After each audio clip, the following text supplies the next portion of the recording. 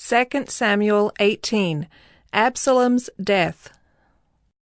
Then David mustered the men who were with him, and set over them commanders of thousands and commanders of hundreds. And David sent out the army, 1/3 under the command of Joab, 1/3 under the command of Abishai the son of Zeruiah, Joab's brother, and 1/3 under the command of Ittai the Gittite. And the king said to the men, I myself will also go out with you. But the men said, You shall not go out, for if we flee, they will not care about us.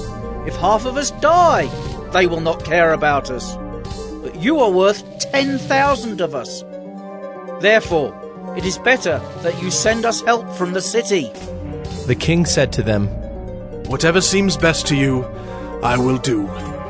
So the king stood at the side of the gate, while all the army marched out by hundreds and by thousands. And the king ordered Joab and Abishai and Ittai, Deal gently, for my sake, with the young man Absalom. And all the people heard when the king gave orders to all the commanders about Absalom. So the army went out into the field against Israel, and the battle was fought in the forest of Ephraim. And the men of Israel were defeated there by the servants of David. And the loss there was great on that day, 20,000 men. The battle spread over the face of all the country, and the forest devoured more people that day than the sword. And Absalom happened to meet the servants of David.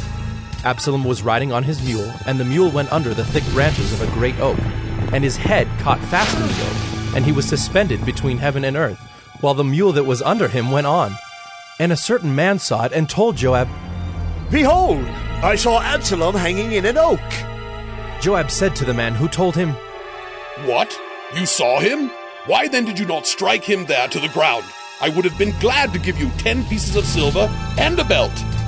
But the man said to Joab, Even if I felt in my hand the weight of 1,000 pieces of silver, I would not reach out my hand against the king's son. For in our hearing, the king commanded you and Abishai and Ittai. For my sake, protect the young man Absalom. On the other hand, if I had dealt treacherously against his life, and there is nothing hidden from the king, then you yourself would have stood aloof. Joab said, I will not waste time like this with you. And he took 3 javelins in his hand and thrust them into the heart of Absalom while he was still alive in the oak. And 10 young men, Joab's armor-bearers, surrounded Absalom and struck him and killed him. Then Joab blew the trumpet, and the troops came back from pursuing Israel, for Joab restrained them. And they took Absalom and threw him into a great pit in the forest, and raised over him a very great heap of stones. And all Israel fled, every one to his own home. Now Absalom in his lifetime had taken and set up for himself the pillar that is in the king's valley.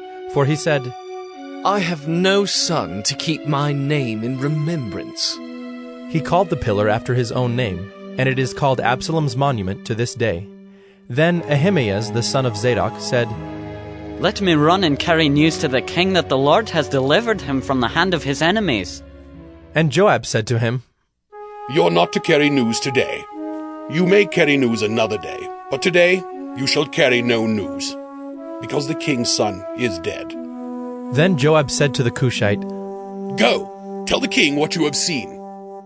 The Cushite bowed before Joab and ran. Then Ahimaaz the son of Zadok said again to Joab, Come what may, let me also run after the Cushite. And Joab said, Why will you run, my son, seeing that you will have no reward for the news? Come what may, I will run.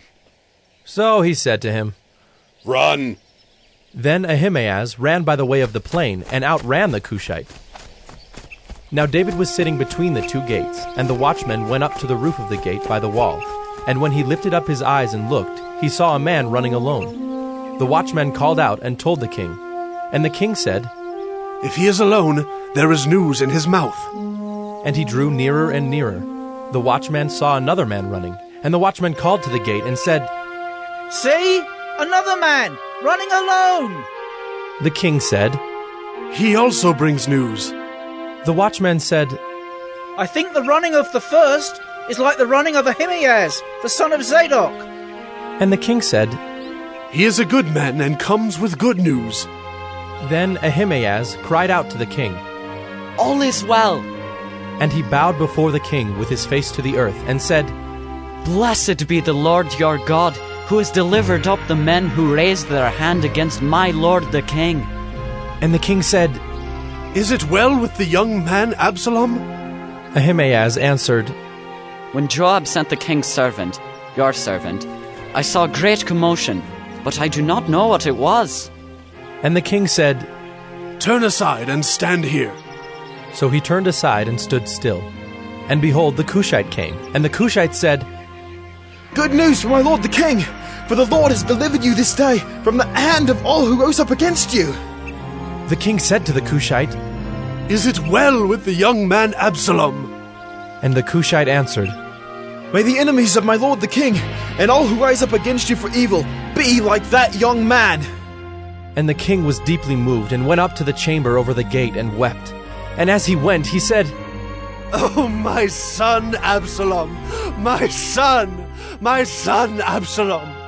Would I had died instead of you, O Absalom, my son, my son!